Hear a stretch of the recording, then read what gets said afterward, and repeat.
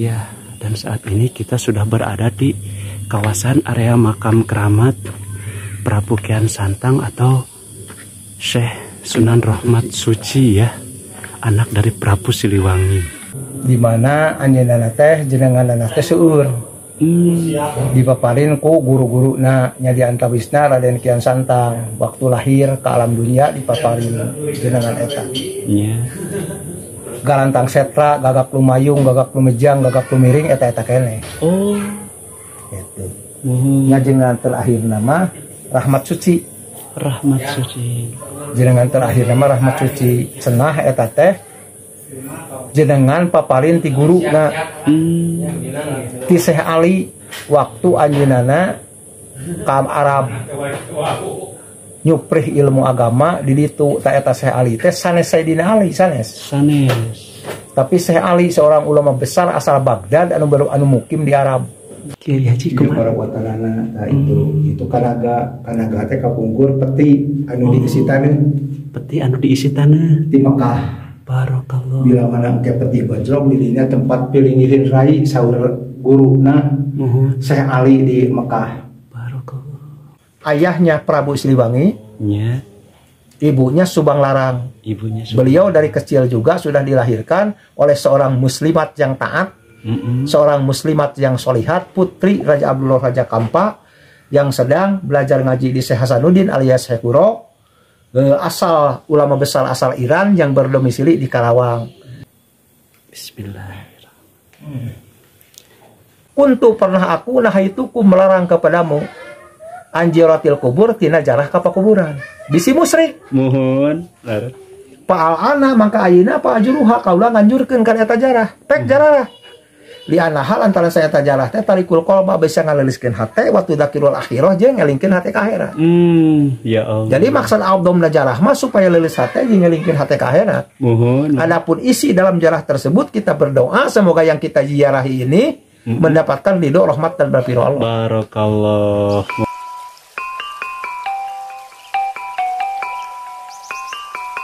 Syekh Sunan Rahmat Suci anu namanya ternyata Prabu Kian Santang teh.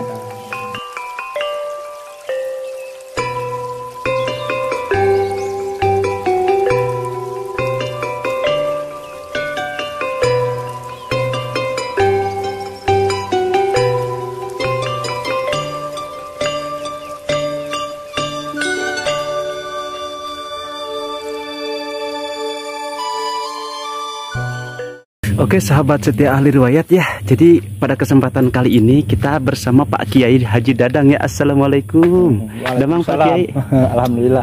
Ya, jadi beliau ini adalah salah satu juru kunci kasepuhan dari makom Karomah Pangarsa Prabu Kian Santang Devina. Iya.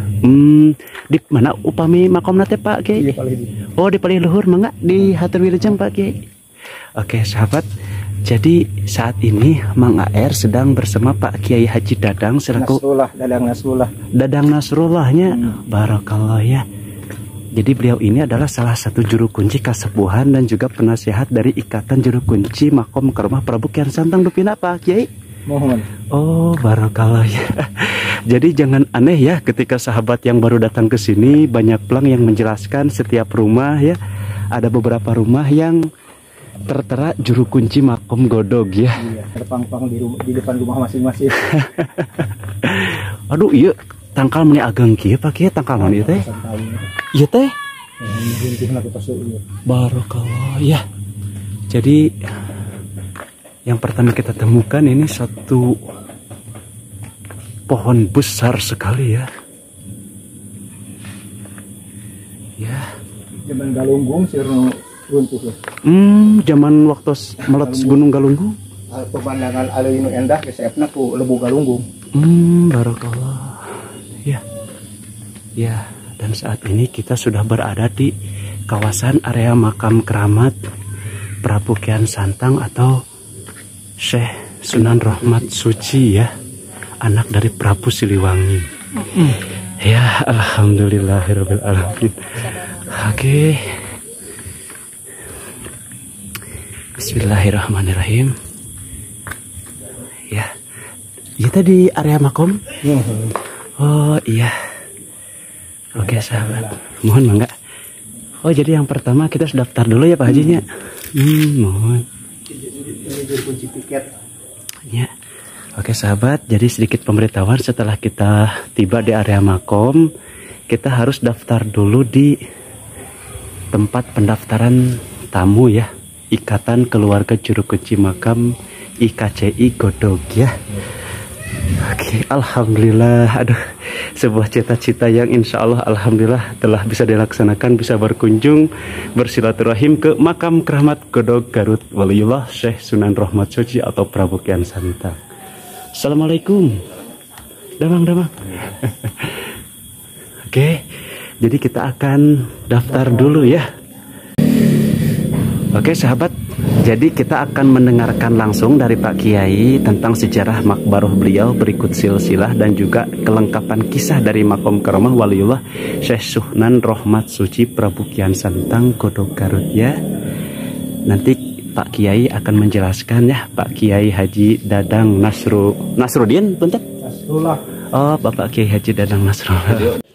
Mohon Pak Kiai Haji kumaha para watanana. Nah itu kanaga teh kapungkur peti anu diisi taneuh.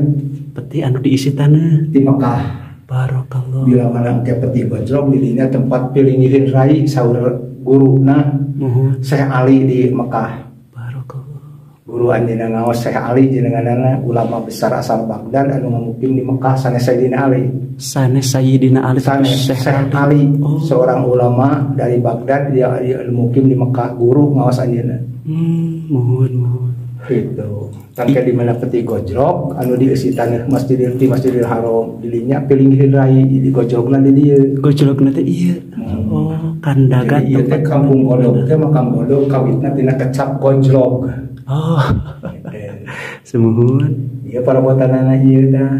Para botan teh sapertos naon wae Pak? Manglupi keris, tanah pangkat, artos pajajaran, semuhun dan lain sebagainya.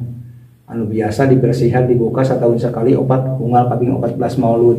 Oh, dibuka nate. Unggal kaping 14 Maulud dia dibuka dah. Semuhun. Gitu, disimpan di dia tersimpan. Barakallah, mohon. Iya makom anjeunna nyalira. Oh iya makom pangarsa Prabu Syekh Sunan Rahmat Suci. Barakallah. Itu di sakelingeunna opat makom. Mohon makom saha wae? Makom Kangjeng Syekh Santawan Maria Suci, Kangjeng Syekh Khalifah Agung, Kangjeng Syekh Serpan Agung sareng Kangjeng Syekh Serpan Suci. Janten 5 sareng ieu. 5 sareng ieu. Di jalan opat kalah palihanap dalam Pagerjaya. Ya. Yang kubu Kanang Sakti, Kangjeng Syekh Dora, rerencangan anjeunna ngaos di Mekah ngiring ka dieu dakwah. Sareng Nyimas Kanang Herang. Barakallah. Nyimas Kanang Herang teh juru bicara, juru bicara dan juru bahasa sekaligus juru masak. Barakallah. Bari Kian Santang. Orang Siti Rahmah alias Kanang Herang, seorang istri orang pintar. Oh, anjeunna teh barakallah. Ieu teh makom pangarsa Syekh Sunan Rahmat Suci anu namina teh nyata Prabu Kian Santang teh. Bin Prabu Siliwangi. Bin Prabu Siliwangi nya sahabat. Ibuna Nyimas Subang Larang, putra Raja Abdullah di Kampa. Barakallah. Ya, dan mungkin sahabat yang ingin datang berziarah ke Godog ini, intinya yang pertama Pak Haji tiasa ngingetkeun pangitan kedah aya widi sa cariasan kakuncian dupinanya nya kedah daftar ka juru kunci. Lebet ka dia kedah nyundur widi mungkin pangbukakeun kunci. Oh, bade nganggo juru kunci mangga. Bade ku nyalira mangga. Bebasnya. Bebas. Atas nyundur widi mah dipersilahkan untuk masuk gitu. Bangitan dupawi di dieu teh aya kirang langkung 60 juru kunci teh. Juru kunci aya ya sekitar kirang langkung 50 langkung. 50 langkungnya panginten nah eta mah panginten teu langkung anu bade ziarah hayang dongkap ka mana wae mangga panginten Pak Kiai nya. Anu sepuh nama iwati panginten tilu.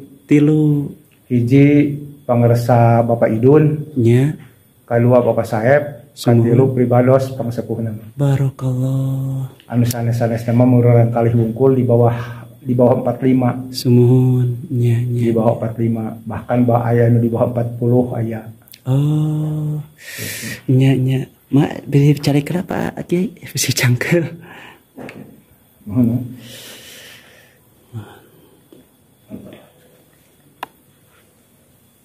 Bismillahirrahmanirrahim. La ilaha illallah wahdahu la syarika lah. Lahul mulku wa lahul hamdu yuhyi wa yumiitu wa huwa hayyun daimun la yamut bi yadihi al-qayyum. Wa huwa ala kulli syai'in qadir. Malam minggu dinten minggu. Nya ari ieu tangkalna ari ieu ka puperilitan kieu. Oh, itu ari itu kalbak tuh muintu. Saepna ku galunggung. Mohon. Tahun 82 ku galunggung. Oh, waktu galunggung paintennya dampakna dugi ka dieu nya. Oke sahabat, alhamdulillah kita bersama Pak Kiai sudah bertawasul pakainya tabaru ke pangersa Sunan Rahmat Suci Atanape Prabu Kian Santang kalarosan panginten segala rupi kena aya widi minimal kakuncian lah depina Pak Kiainya. Sareng saya merekomendasikan ya sahabat yang ingin bisa berziarah mungkin bisa bertemu Pak Kiai Haji Dadang Nasrullah. Insya Allah Pak Dadang di sini sangat dihormati oleh kuncen-kuncen yang lainnya. Barakallah. Ya, dan seperti ini keadaannya. Ini adalah gapura ya, gapura menuju ke Makbaroh Pangersa Prabu Kian Santang atau Syekh Sunan Rahmat Suci ya, Godog Kabupaten Garut. Mudah-mudahan kita semuanya bisa tabaruk ke pangersa hasil maksud dan juga tujuan ya. Dan kita akan mengungkap sejarah tentang Makbaroh dan juga riwayat hidup pangersa Sunan Rahmat Suci dan akan dijelaskan oleh Pak Kiai di tempat ini ya. Paseban supaya backgroundnya sedikit memukau dan bagus ya. Ya sahabat, seperti ini keadaannya dan juga tata tertib ziarah kubur ke makam Karma Sunan Rahmat Suci Prabu Kian Santang ada beberapa di sini ya. Di kaki. Dapat mau gitu. Udah di lebat.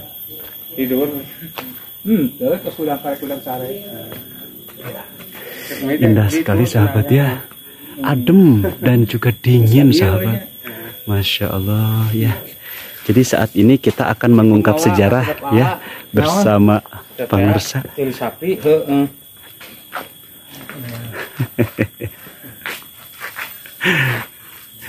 Ya.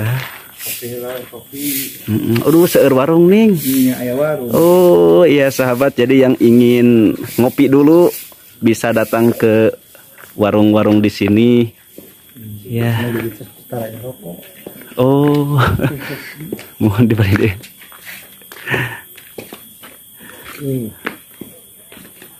Nih, ya tak ayah cai karomah oge. Aduh, barokallah. Punten. Hanong kopi hidung. Sing panas. Dong dikocek. Oh, iya teh panginten Masjid Kapungkur? Enggak nya. Oh, iya mah enggal. Upami iya mah bangunan anu Iya mah aula. Oh, aula. Iya. Kita hati kan ya bapak teh taruh duit miliaran gitu. Dengan iklan ya. Iklan mohon. Iya teh Raden Kian Santang. Mohon. Di mana anjeunna teh jenenganna teh seueur. Dipaparin ku guru-guru nya di antawisna Raden Kian Santang waktu lahir ke alam dunia dipaparin jenengan eta. Iya. Galantang setra, gagak lumayung, gagak lumejang, gagak lumiring, eta kene. Oh, gitu. Jenengan terakhir nama Rahmat Suci. Rahmat Suci.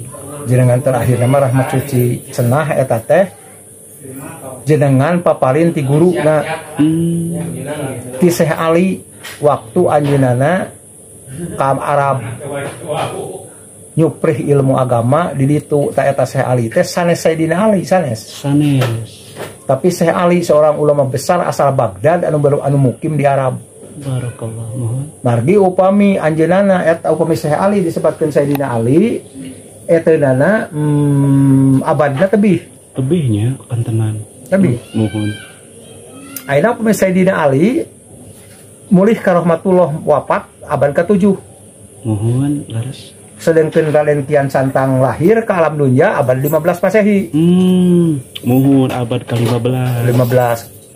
Kirang langkung 700 tahun langkung, ya. Sayyidina Ali wafat. Ya. Raden Kian Santang baru lahir. Oh. Di mana beliau ketemu? Tidak mungkin. Mohon. Secara logika nanya. Secara logika, kecuali kalau dalam mimpi. Oh iya, kalau dalam mimpi ya boleh-boleh saja. Boleh-boleh saja.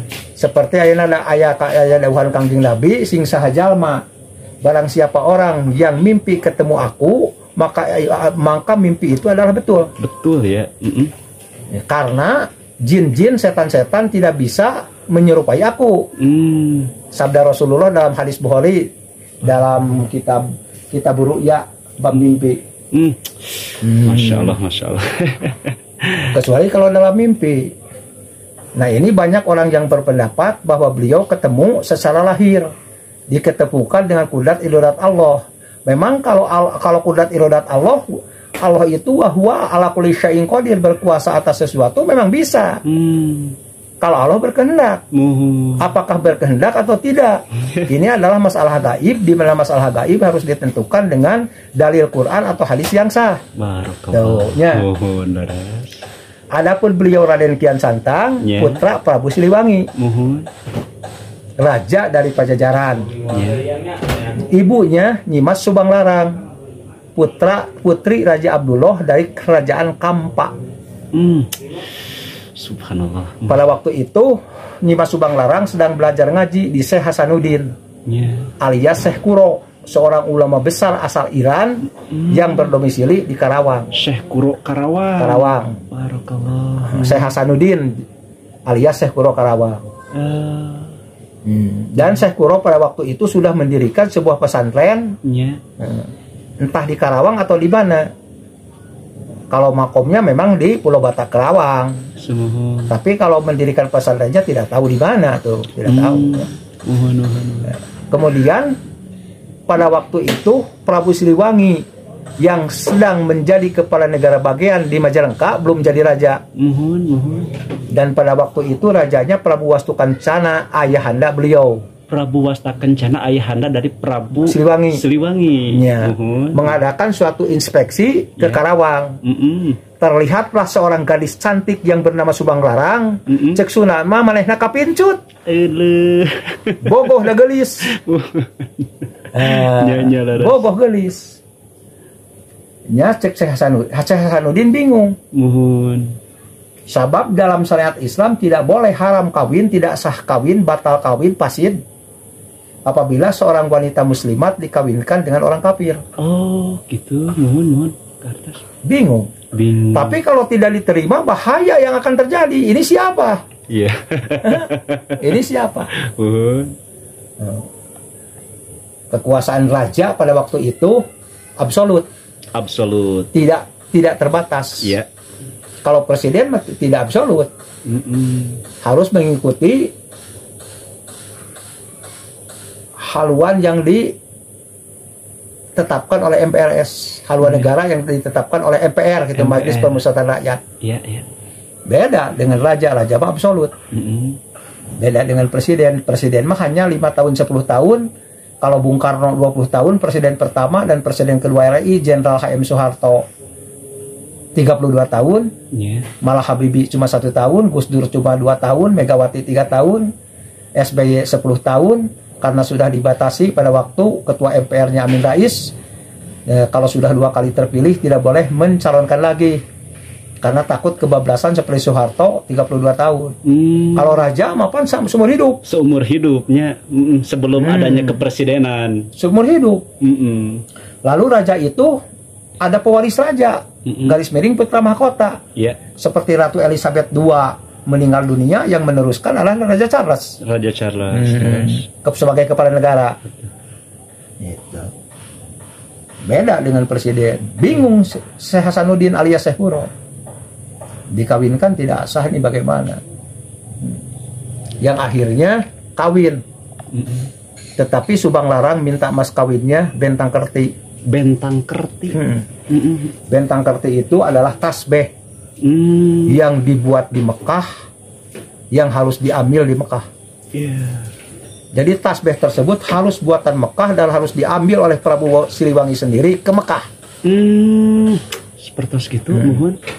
Maka pada waktu itu Prabu Siliwangi terpaksa beliau harus pergi ke Mekah.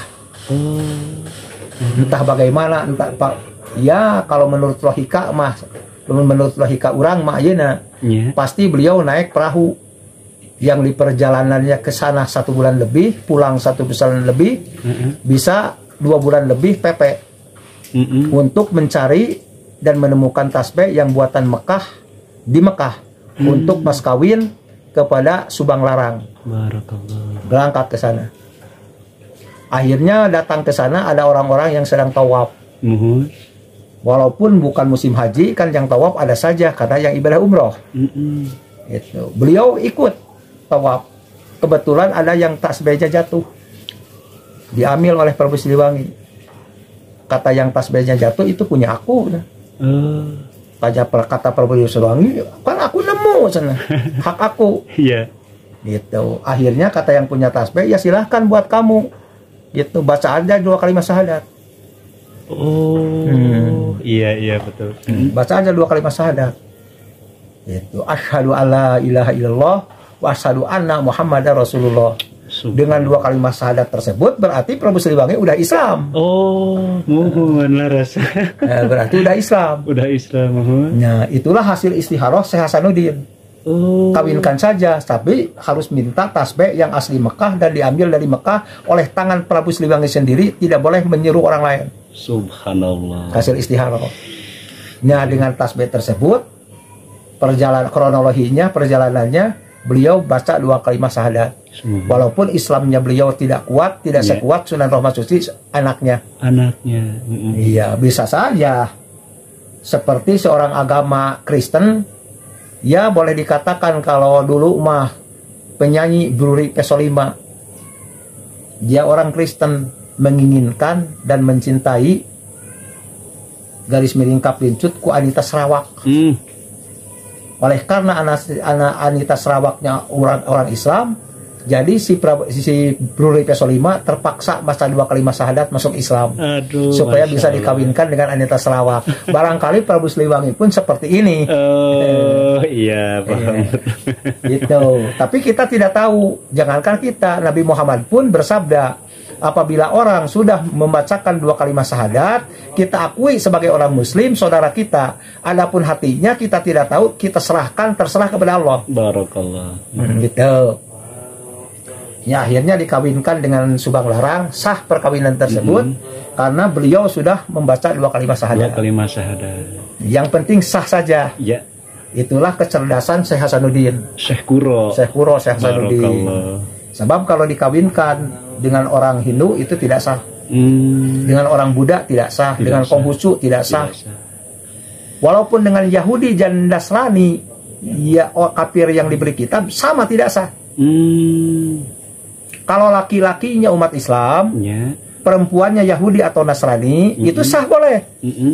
Seperti sahabat Hudzaifah bin Al-Yaman, panglima perang Rasulullah, pernah kawin dengan seorang wanita Yahudi. Boleh. Gitu. Sama dengan sami sarang pepencitan ahli kitab.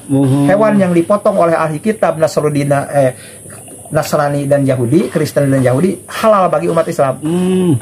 Surat Al-Maidah. Wa ta'amul ladzina utul kitaba hilul lakum, hayawan yang dipotong oleh ahli kitab halal bagi kamu umat Islam. Wa ta'amukum hilul lahum, dan hayawanmu, makananmu halal bagi mereka. Surat Al-Maidah kan. Surat Al-Maidah. Adapun kalau hayawan tersebut dipersembahkan untuk selain Allah, tidak karena Allah, itu lain hal. Karena kita tidak menyaksikan hatinya.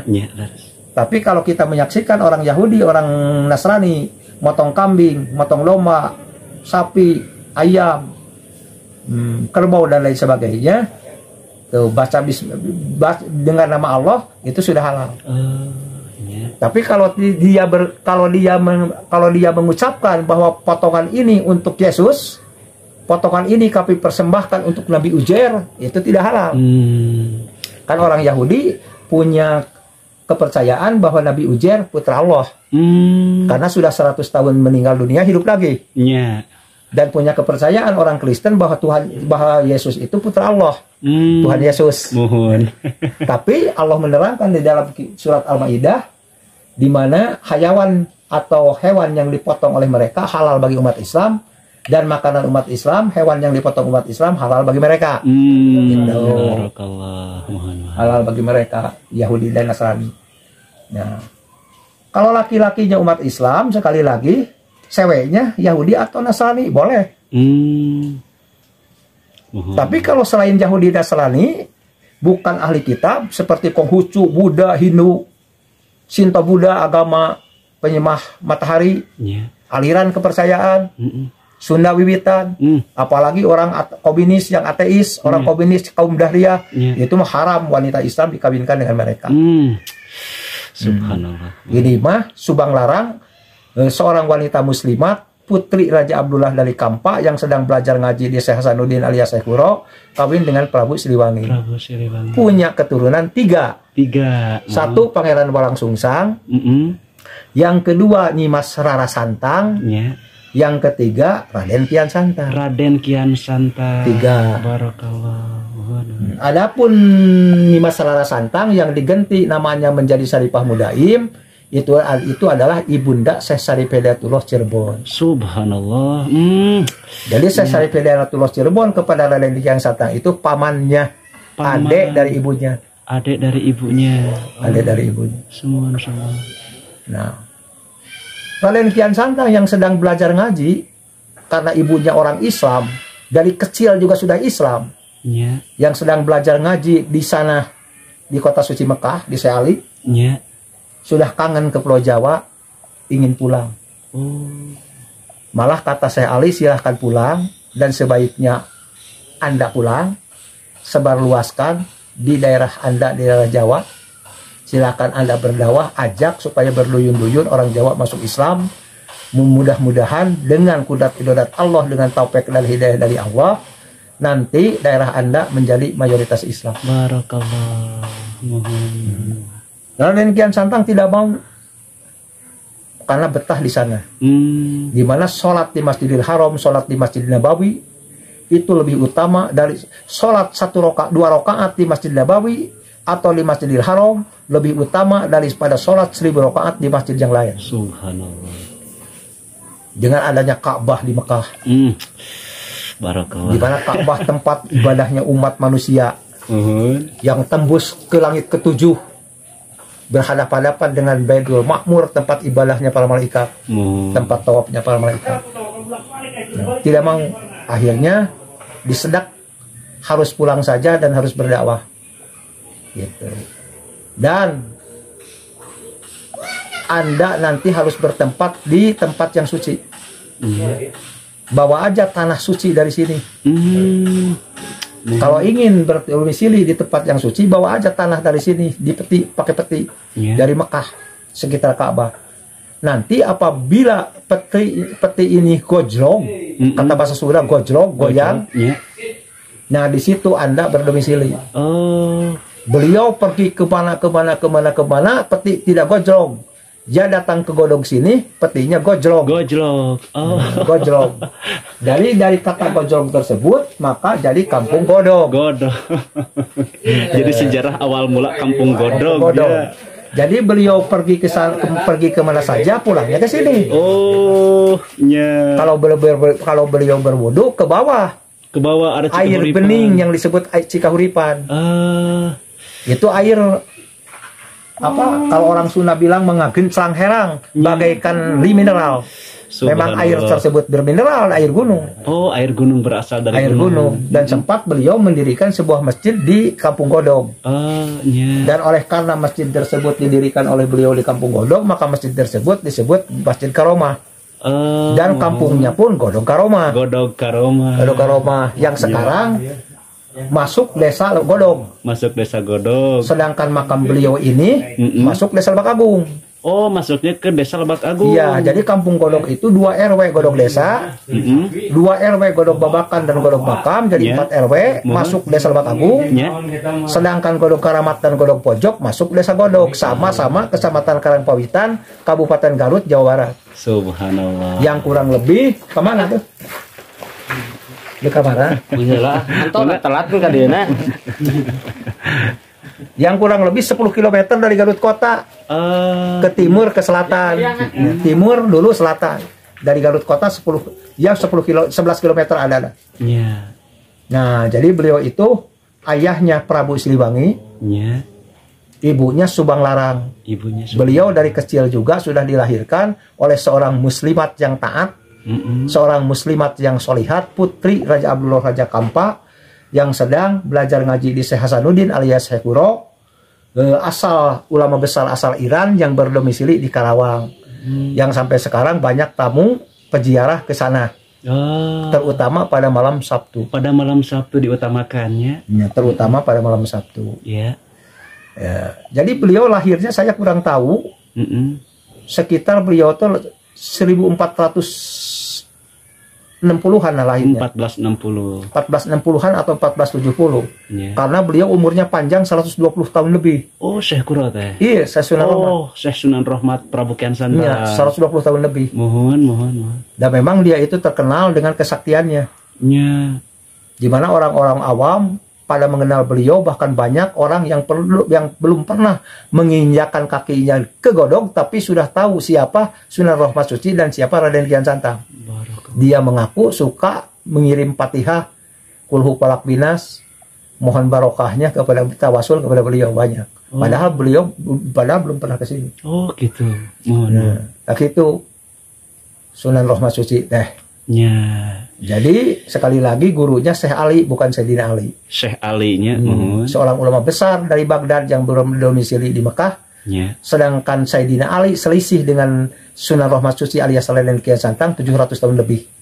700 tahun lebih Sayyidina Ali meninggal dunia, Raden Kian Santang baru lahir. Di mana dia ketemu? Tidak mungkin. Mohon. Kecuali kalau dalam mimpi bisa jadi ya. Dan beliau itu mendapatkan taufik dan hidayah dari Allah Subhanahu Wa Taala. Dia itu tidak pernah jadi pejabat. Tidak pernah jadi pejabat. Tidak pernah. Mohon terus.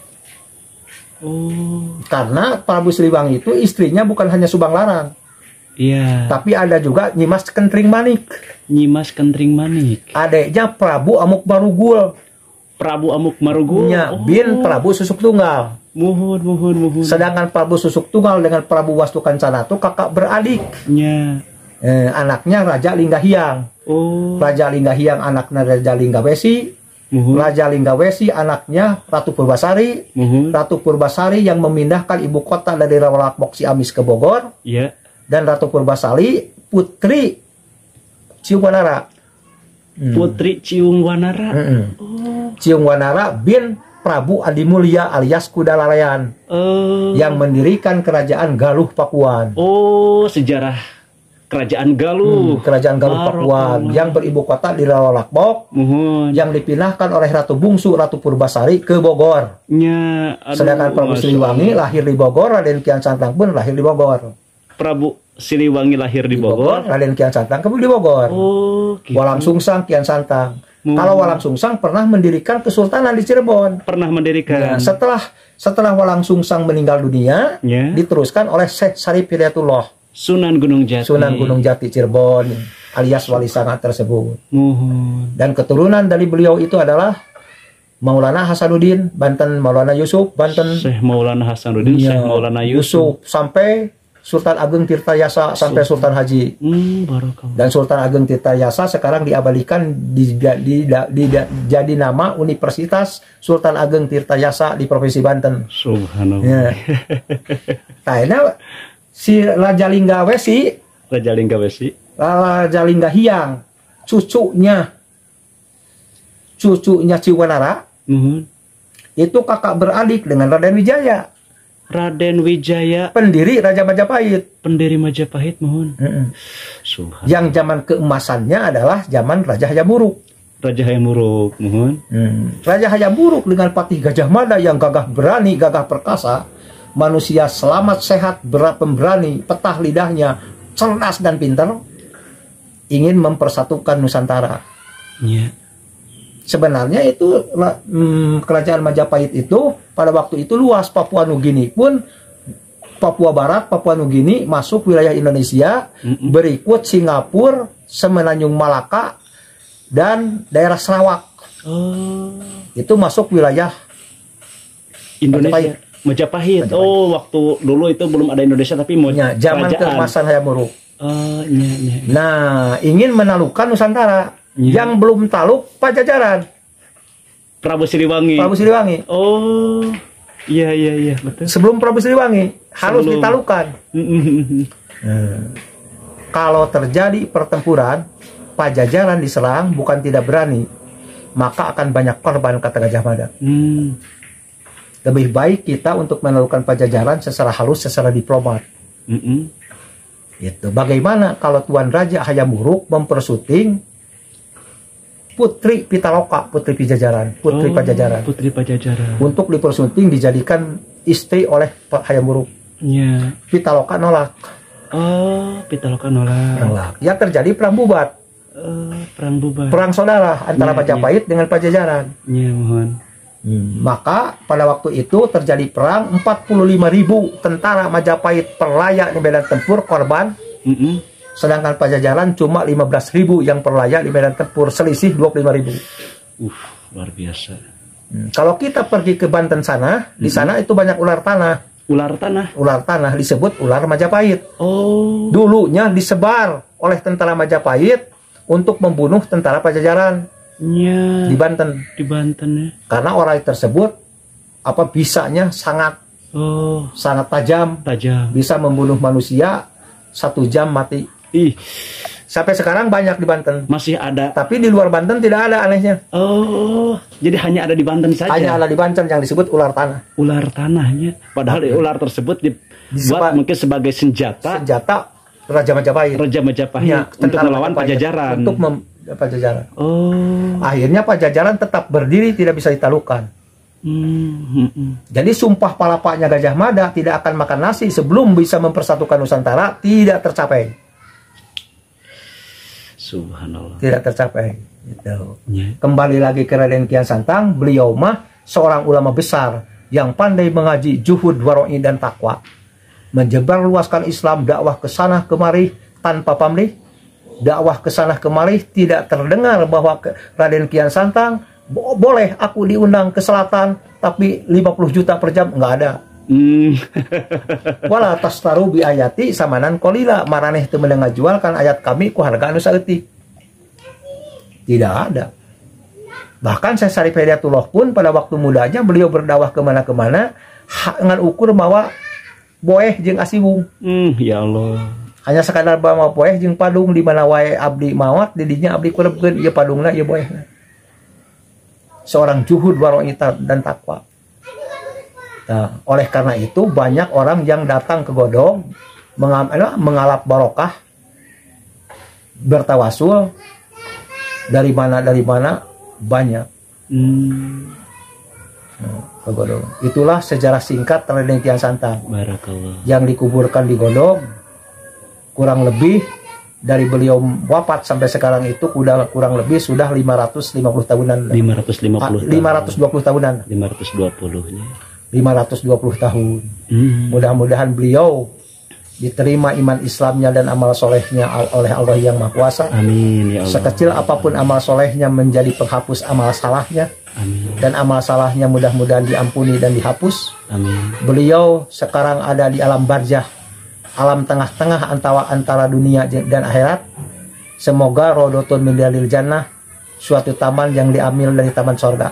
Amin ya Allah. Ya semoga beliau wapirosuhu, amparannya tuh min pirosil jannah, dari amparan sorga.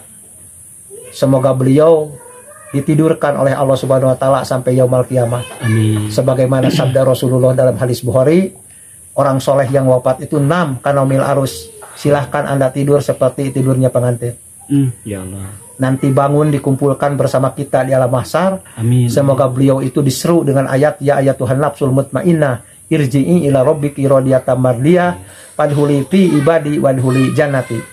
Ya Allah. Semoga beliau mendapatkan syafatul udma dari Rasulillah. Amin. Semoga beliau dijadikan ahli sorga dengan ridho, rahmat dan maghfirah Allah. Amin ya Allah. Dan kita sebagai penerus dari beliau mudah-mudahan mendapatkan taufik dari Allah. Amin. Sebagaimana taufik yang diberikan kepada beliau. Amin. Sehingga kita kuat iman Islam, selamat iman Islam, di samping selamat dohir batin jasmani dan rohani minda dunya ilal akhirah. Semoga kita mendapatkan taufik dan hidayah dari Allah. Malah semoga Allah menggelontorkan taufik dan hidayahnya kepada kita. Amin. Lalu semoga Allah menambah terus ilmu terutama ilmu agama. Amin. Dan semoga Allah memberi rezeki kepada kita, rezeki yang halal. yang baik, yang datangnya gampang, yang banyak untuk bekal hidup dan bekal ibadah. Amin. Semoga dengan rezeki itu kita tentram hati. Amin. Rezeki dengan kudrat iradat Allah, yang kronologinya, syariatnya, sukang lantarannya, semoga diciptakan, diirodatkan oleh Allah, kita mempunyai rezeki untuk bekal hidup dan untuk bekal ibadah. Amin. Ya, untuk ibadah.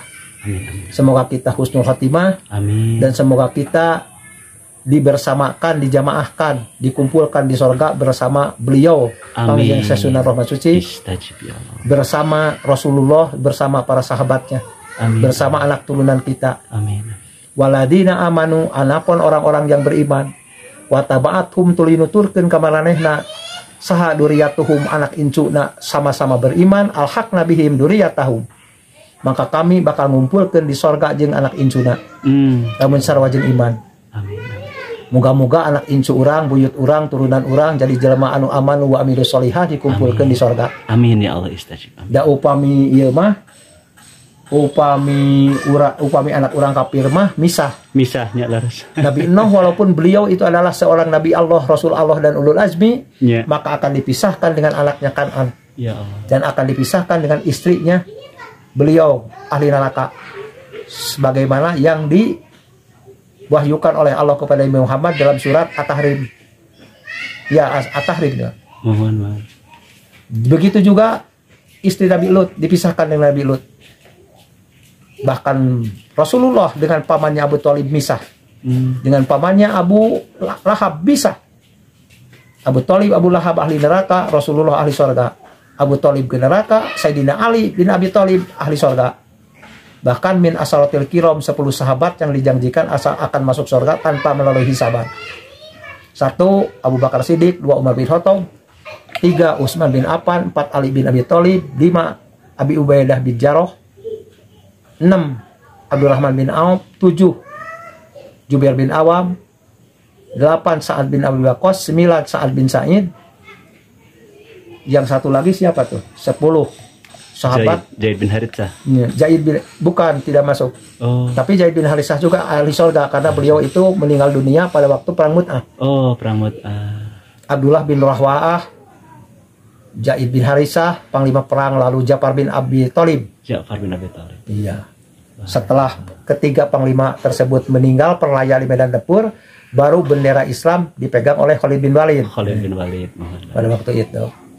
Sekali lagi semoga taufik yang diberikan Allah kepada para sahabat, para tabi'in, para tabi'in, para ulama salaf, ulama kholaf, para waliullah.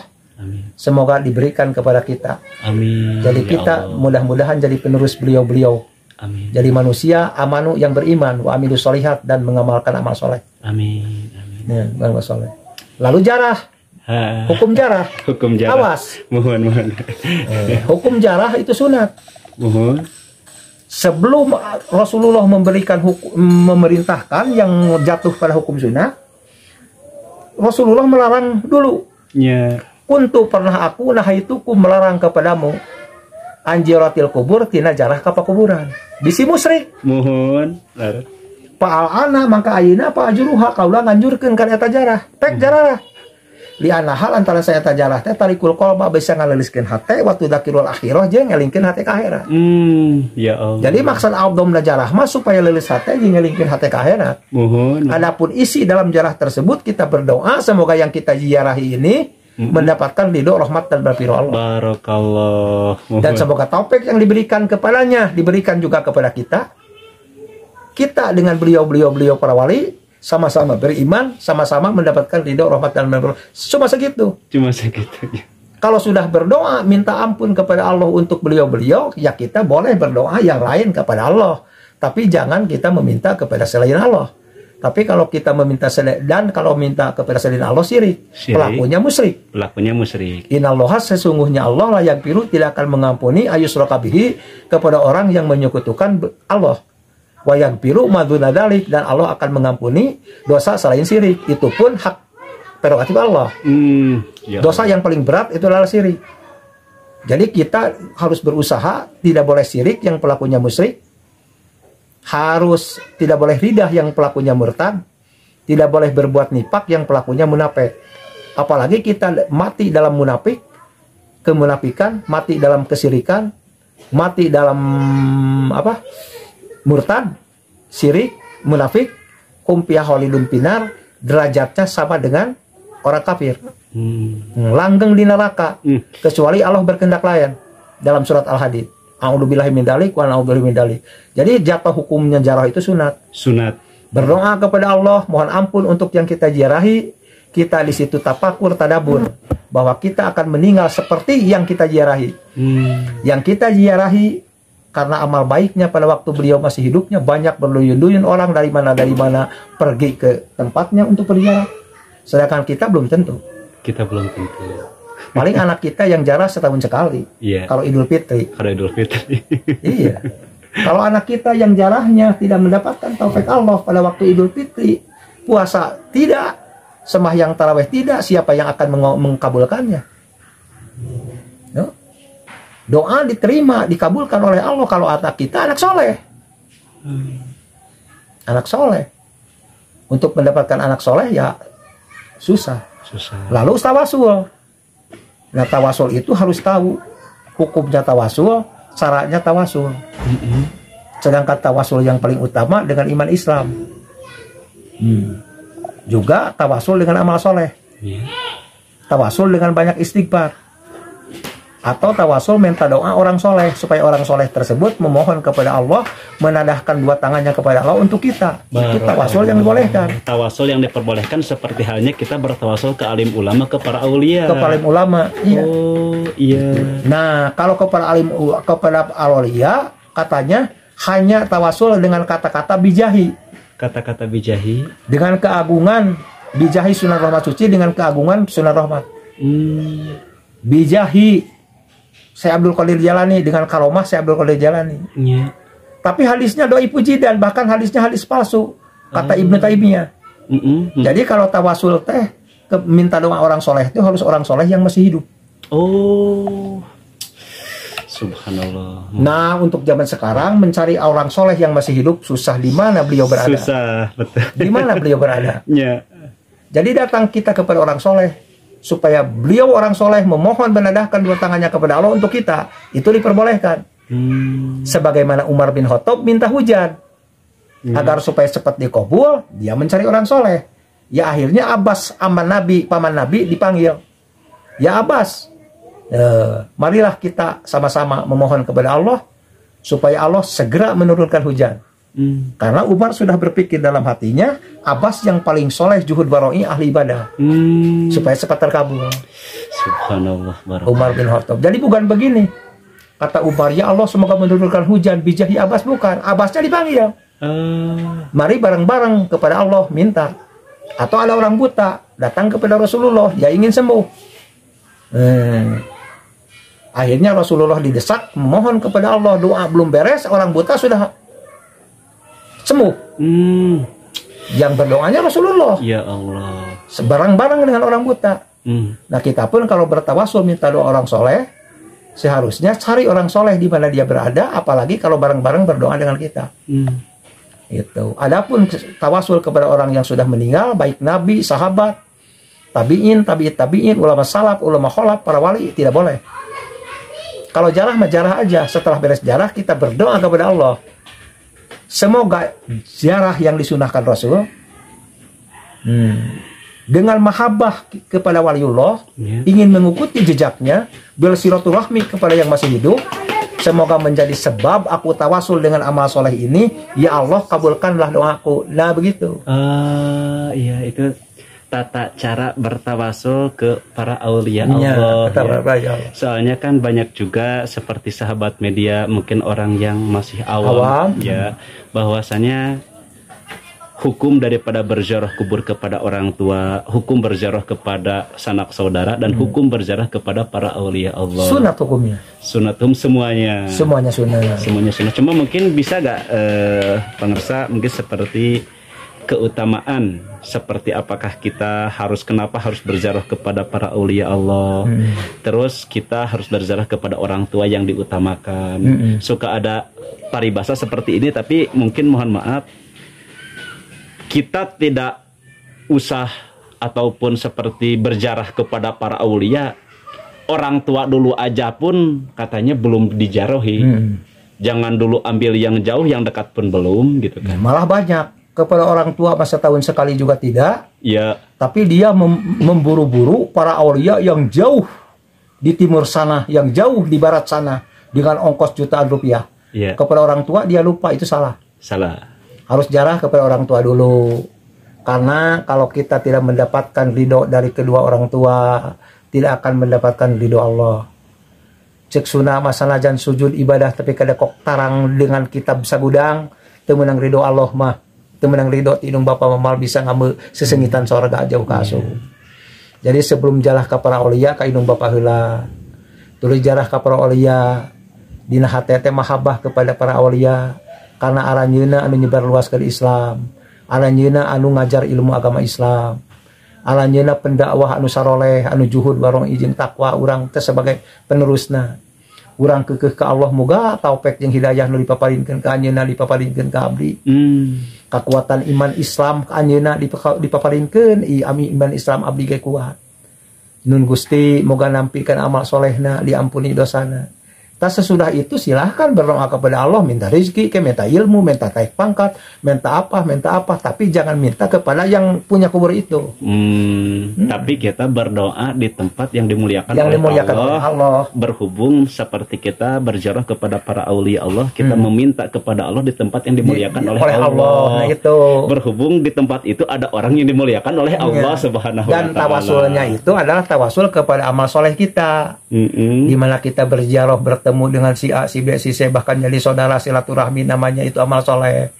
Membaca Al-Quran amal soleh, tahmid, takbir, tahlil amal soleh, tapakur juga amal soleh, jarah juga amal soleh, sodakoh amal soleh. Ya Allah, amal soleh yang aku berikan dengan ikhlas ini semoga jadi kronologi, jadi sababiah, jadi syariat untuk terkabulnya doa saya.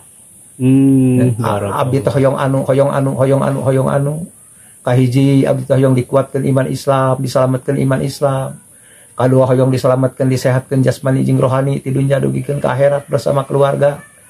Katilu abdi teh hoyong digolontoran taufik jeung hidayah, kaopat hoyong ditambihan ilmu. Kalima naon qolo Gusti netos mastikeun kanggo abdi moga ditakdirkeun sae, terutami dina waktu sakaratul maut abdi hoyong husnul khotimah mawa iman Islam. Kagenep abdi nyuhunkeun rezeki keur bakal hirup jeung perlu ibadah anu halal, anu sae, anu seueur, anu sumping na gampil tuluy barokahkeun ku Gusti. Naon anu dipapalinkeun ku Gusti ka abdi muga dibarokahkeun ku salira Gusti. Abdi jantenkeun sebagai jalma anu nuturkeun jejak para aulia. Amin. Tah kitu. Sapertos kitunya. Selamat tina sirik. Amin, insyaallah ya. Alhamdulillah sahabat ya. Jadi itu adalah pemaparan dari pangarsa Kang Haji Dadang Nasrullah selaku kasepuhan juru kunci di tepatnya Kabupaten Garut, Kampung Godog dupinanya, keberadaan makbaroh pangarsa Kangjeng Prabu Kean Santang atau Sunan Rohmat Nur Suci. Kampung Godog, Desa Lebak Agung, Kecamatan Karangpawitan, Kabupaten Garut. Yang kurang lebih dari Terminal Garut atau dari Kota Garut itu 11 km ke timur lalu ke selatan. Oh iya, dan itu adalah penerangan dari pangarsa Kang Haji Dadang Nasrullah selaku kesepuhan ya. Dan mungkin sahabat ya, berhubung di sini Mang AR kembali mengingatkan, jadi istilahnya silahkan saja sahabat jika ingin berziarah kepada para aulia Allah dengan catatan sesuai dengan ilmu dan juga tata cara tawasul yang telah pangarsa katakan barusan ya. Adapun sahabat yang ingin diantarkan ke makbaroh untuk dipimpin tawasul ataupun ingin datang sendiri tidak apa-apa, dengan catatan harus ada izin dari kasepuhan ataupun juru kunci. Dan di juru kunci Kampung Godog ini banyaknya pangarsanya. Ada banyak. Kebanyakan anak muda-muda. Kebanyakan anak muda-muda dan salah satu kasepuhan juru kunci di Kampung Godog ini adalah pangarsa Kiai Haji Dadang Nasrullah. Dan jika Anda ingin diantarkan untuk dipimpin ziarah ataupun ingin sekedar mengetahui sejarah dan juga riwayat manawi teu kaabatan abdi hayang ngarekomendasikeun pangarsa Kang Haji Dadang Nasrullah, bilih aya engkin beberapa netizen atau sahabat ahli riwayat ataupun teman-teman media yang ingin berziarah dipimpin manawi nyuhunkeun widina. Oke, jadi Anda bisa langsung saja kontak WA dari pangersa Kang Haji Dadang Nasrullah akan dicantumkan di link deskripsi. Oke sahabat, jadi itu adalah penerangan tentang sejarah awal mula Kampung Godog. Berikut riwayat daripada Prabu Siliwangi dan juga kisah dibalik sejarah Kangjeng Prabu Siliwangi atau Sunan Rohmat Nur Suci. Oke, hanya ini saja yang bisa ditampilkan. Untuk selebih dan kurangnya mohon maaf. Dan intinya kita berziarah kepada para aulia Allah untuk berdoa kepada Allah di tempat yang dimuliakan oleh Allah. Berhubung di tempat yang dimuliakan oleh Allah, ada seseorang yang dimuliakan oleh Allah Subhanahu wa Ta'ala, ya. Oke, dan mohon maaf atas segala kekurangannya. Akhirul kalam, wabillahi taufiq wal hidayah. Assalamualaikum warahmatullahi wabarakatuh. Waalaikumsalam warahmatullahi wabarakatuh. Abdi